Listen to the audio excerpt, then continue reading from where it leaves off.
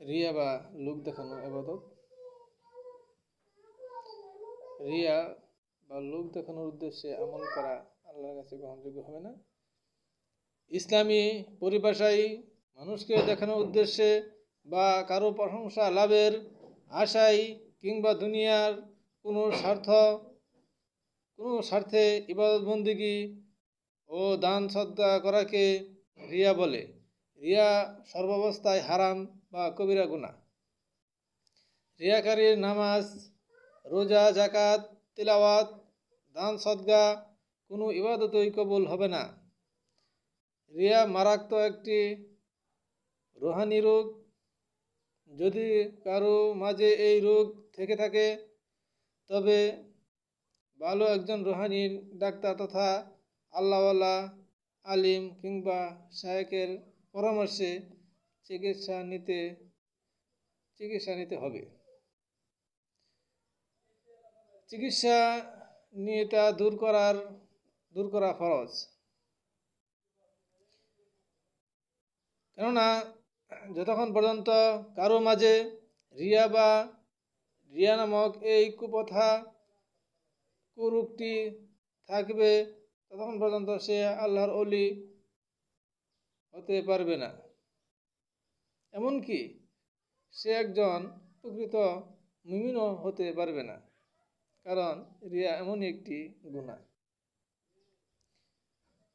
কিন্তু দুঃখজনক হলেও সত্য যে বর্তমানে অনেক শিক্ষিত ও দিনদার শ্রেণীর লোকেরাও এই রোগে আক্রান্ত। কিন্তু মনে রাখতে হবে যে রিয়াকারীর কোনো ইবাদতই কিয়ামতের ময়দানে কাজে আসবে না, বরং আল্লাহ সরাসরি বলে দিবেন, তুমি যাকে দেখানোর উদ্দেশ্যে ইবাদত করিয়াছিলে তার কাছ থেকে বদলা নাও, আমি তোমাকে কিছুই দিতে পারবো না। এরপর আল্লাহ তাআলা তার জন্য জাহান্নামের ফয়সালা করে দিবেন। তখন ফেরেশতাগণ তাকে টেনে হেঁচড়ে জাহান্নামে নিক্ষেপ করবে। এই সম্পর্কে তিরমিজিতে বলা আছে।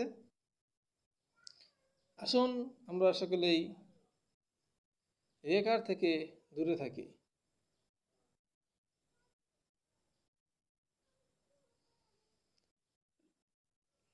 তাই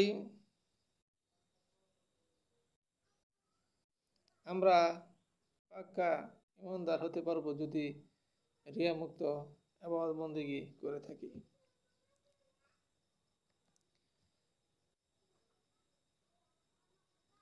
আমরা এই প্রমাণ করব যাতে আল্লাহ তাআলা আমাদেরকে আর কোনো সময় রিয়াকার হিসাবে গ্রহণ না করে। আমরা 8টি প্রতিজ্ঞা করব। আসুন আমরা 8টি প্রতিজ্ঞা করি, জীবনে আর কখনো রিয়া করব না, রিয়াকারের সাথে বন্ধুত্ব করব না, মানুষকে সর্বস্থায় তুচ্ছ ও নগণ্য মনে করব না, নিজেকে সর্বদা তুচ্ছ ও নগণ্য মনে করব। মানুষকে আমরা তুচ্ছ নগণ্য মনে করব না,